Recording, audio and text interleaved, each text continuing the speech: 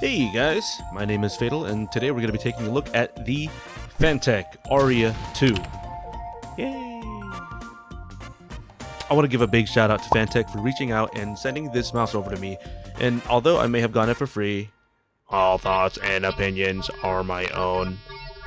So the Aria II is going to be Fantech's latest iteration of the very popular Aria XD7, something very well received by the community, but something I also consider very underrated. This model comes in two versions, the standard 1K version and the Pro 8K model, and both are going to feature three colors, that being black, white, and red. Hashtag IndoPride. Starting with the box, it's going to be a very standard unboxing. Fantech have done this very consistent design language on their boxes that I really appreciate. It helps them stand out a little bit. You're first going to be met with the quick start guide / user manual. You get the mouse itself. After that, you're going to find a real thick and tough USB-C cable, your Fantech receiver, and a 1K receiver dongle, extra skates, dot skates, and black BTL style grips, warranty card, and a letter from Fantech's CEO, and that's it. The Aria II is something of an egg shape, as they say. Why? I don't know. It don't look like no egg, it don't taste like no egg, and it definitely don't break like one. Which leads me to my first point. This mouse is solid. There's absolutely zero rattle and practically no flex anywhere. It's built Fantech tough. Fantech did send me their red flavor, which I really like. I don't really typically go for or like red mice, but this is kind of like a deeper, darker red versus this, which is kind of plastic, toy looking, you know. That with the matte coating on top. I'm not sure if the shape of the last iteration was the exact same, but I noticed that it used to have a seam right here and a little plate as well. I could see how that it could interfere with some people's grips, and I'm glad that they smoothed it out. There's also no more shell swapping, but I don't think you really need that at this weight, which I will get to. Moving on, this mouse is going to feature a PW3395 sensor, which in my case is only capable of going up to 1000 polling rate. Because Fantech said the 1K option. It can be connected via the receiver, wired, or Bluetooth, but I'm also exclusively using the receiver. It also features Huano transparent blue shell pink dot switches and is coming in at around 54.5 grams on my scale with the stock skates installed, which is a really good weight if you ask me. Now, you get all these goodies, this this yum, but what's the cost? This is going to set you back $48.80 USD. And you know what? Throw in an 8K receiver, 8K compatibility, and it's only $40 more at $88.80. A pretty big price jump in my opinion, but all things considered, this is still under $100, which is a steal in my eyes. You can pick your poison, but I surprisingly am pretty happy with my basic 1K polling rate. I find myself performing just as well as I do on any of my other mice. Yeah. I've been gone for a month, overseas in Japan, and I haven't touched PC games at all. I came back home to this mouse expecting a very, very rusty experience, but I was hitting shots back to back with this. It surprised me. Take it as you will, your mileage may vary. Speaking of mileage, let's talk about this coating. Fantech calls this their ultra grippy coating, and yeah, it's pretty grippy. I really do enjoy it, but. It suffers from the same issue the coating on the Helios 2 Pro had. If you've seen my review of that, you'd know that the durability just isn't quite there. Now, I've only had the Aria II for about 3 weeks, and the coating suffered some pretty decent wear, especially where my pinky finger rests, and that just kind of sucks. But, Fido, why don't you just use grip tape? Okay, sure, go for it. Yeah, use grip tape. The grip tape's great, and I'm especially happy that it comes in black now, but damn, calm down, man.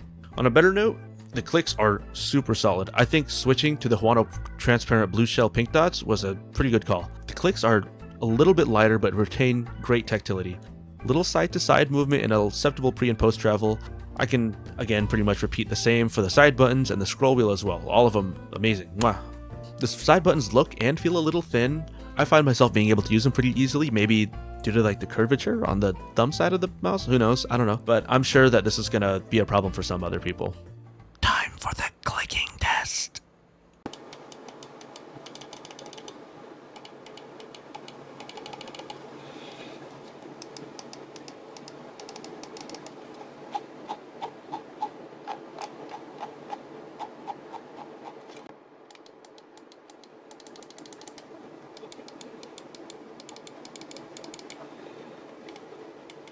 Sweet.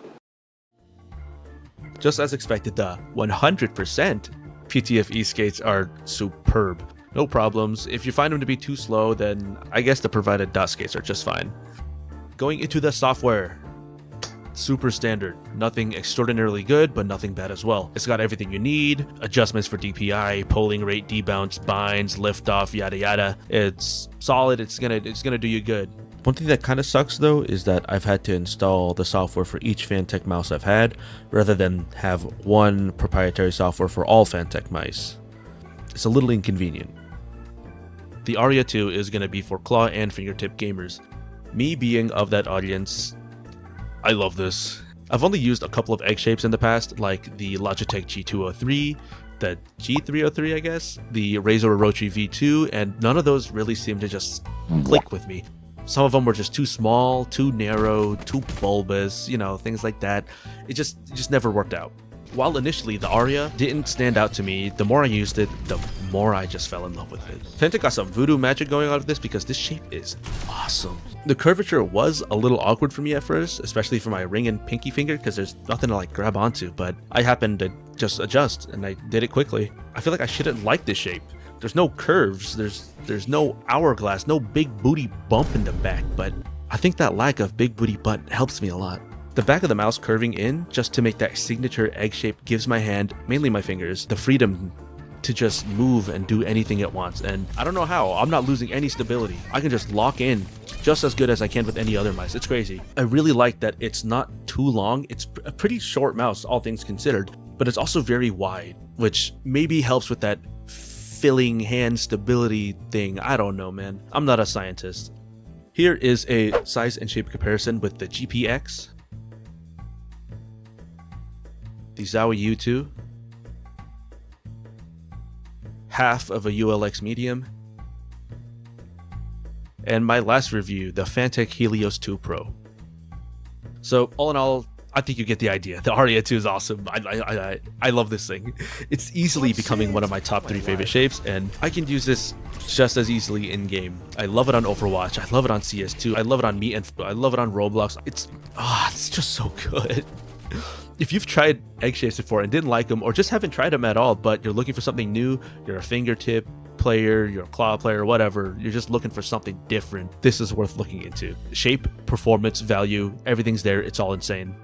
Hey guys, editing, Vital here. I forgot to mention battery life. It's really good. I've only had to charge this thing maybe like 3 times total in the time I've had it. So maybe like once a week. It's really good. That was sick. All that being said, I'm gonna give the Fantech Aria II 5. No, I'm gonna have to give it 4.5 googly eyes. Everything about this is just good.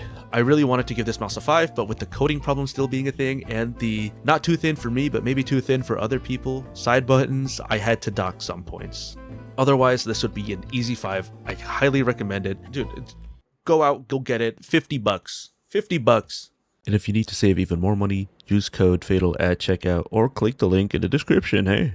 Well, that's it for my review of the Fantech Aria II.